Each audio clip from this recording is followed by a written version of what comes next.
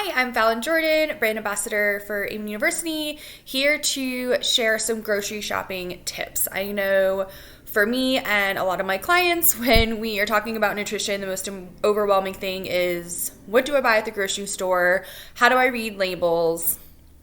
So I wanted to give you some insight. And I know that most grocery stores are organized in a very unique way, but when you start thinking of it through the lens that I'm going to encourage you to do today, a lot of the unhealthy food are the first things that you see. So for me, like the first thing I go into is the bakery at my store. And so it's like fresh breads and cakes and all these things. And I just have to like walk right by. And the produce is in the furthest back corner from the entrance, which is very interesting because you have to walk by all of the other aisles to get there. So just knowing how to confidently and mindfully actually navigate the grocery store while thinking about the inflammatory processes of gluten and sugar, and then even dairy for some people, really kind of changes your experience at the grocery store. And then for those of you who are wanting to make some better decisions, I wanted to start with meats and poultry. So making sure that they're organic, grass-fed, free-range, hormone-free, and antibiotic-free. A lot of times they'll have one or two of those, but not all of them. So very important. And all your fish needs to be wild, hormone-free, antibiotic-free, and wild caught. That is very, very important. If you start reading some of the salmon ingredients, you'll see that they actually add color to some of the not good salmon, and that is not helping you.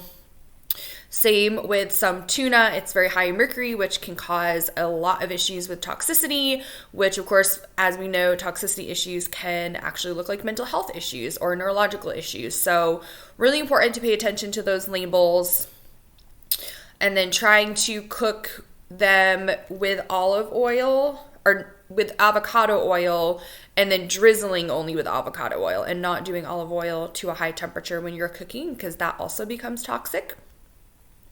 And then definitely make sure you have the Dirty Dozen and the Clean 15 saved in your phone. The Dirty Dozen are 12 fruits and vegetables that are basically so full of toxins that you might as well not get them unless you're going to get them organic, versus the Clean 15 are fruits and vegetables that are okay not to have to get organic. So that's really important. And you can also get fruit and veggie washes just on Amazon if you feel called to do that. But definitely just remembering to eat from the rainbow. So having a lot of fruits and vegetables of different colors on your plates and foods of different colors is really important. And then if you are trying to reduce gluten and still want your yummy things like tacos and sandwiches and things like that, totally understand.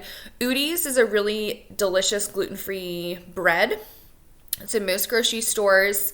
And then Pure wraps, they're easier to get online than find in a store. And they are made of plain coconut, just coconut, and they're delicious. They make the best breakfast burrito. It's so delicious. So again, that's Pure Wraps, and you can just go to purewraps.com.